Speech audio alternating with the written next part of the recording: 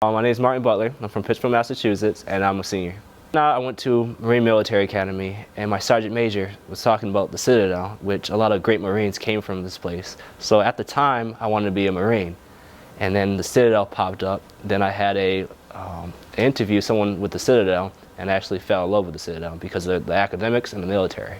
At first, I was lost just like every freshman. I thought it was business, then political science, because I wanted to be a politician. Then I wanted to be a lawyer. But however, the first time I actually chose my major was with Dr. Hurley, the department head. The knowledge that she obtained and how she presented that to us. And within a month, I determined my major. Matter of fact, I was in her class when I was a knob. And the strange thing is, I was with 30 upperclassmen, which is intimidating by itself. And I was the only knob that's, sweating because they tend to push me a little too much. But with Dr. Hurley, it's just the theories, like the social learning theory, or a lot of why does a criminal become a criminal?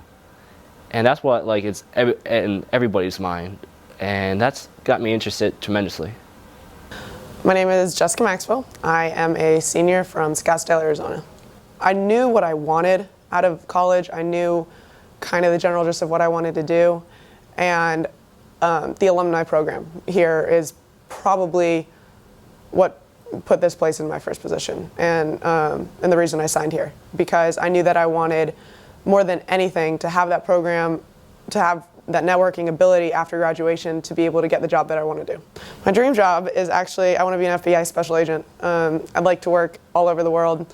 I'd like to be able to travel, but more than anything, I want to help better the law enforcement system. Well, the old cliche is that you watch Law and Order, and you watch NCIS and CSI and watch all those shows, and you're like, oh, I can do that. People don't understand what goes into it, but when I learned more about what went into it and the process of what law enforcement actually is and what it needs to have, I knew that it was something I was so passionate about. You watch the shows on TV and you see a case be solved in an hour, and so many people think that actually happens. Well, cases aren't solved in an hour, they're not solved in a day, they're not solved in a week.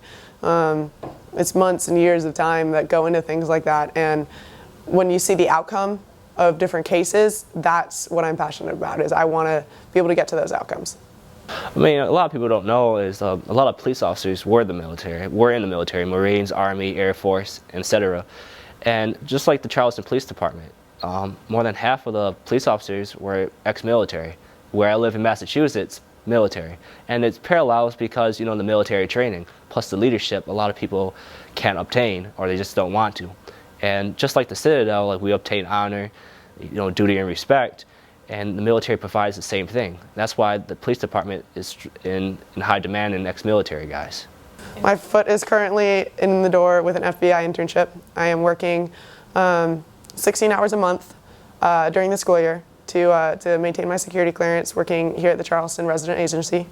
And over the summer actually was the main internship. I had to complete 40 hours a week with them, and what I did was everything from intel analyst work to evidence holding with the agents, and I got to go over to the U.S. Attorney's office and help them with cases, and I got to go shooting with the agents. And so the experience as a whole has shown me and given me, I guess, a step up in knowing what that agency is actually about. The process itself was tiring, but if you look in the right places, you will find anything that you can imagine here.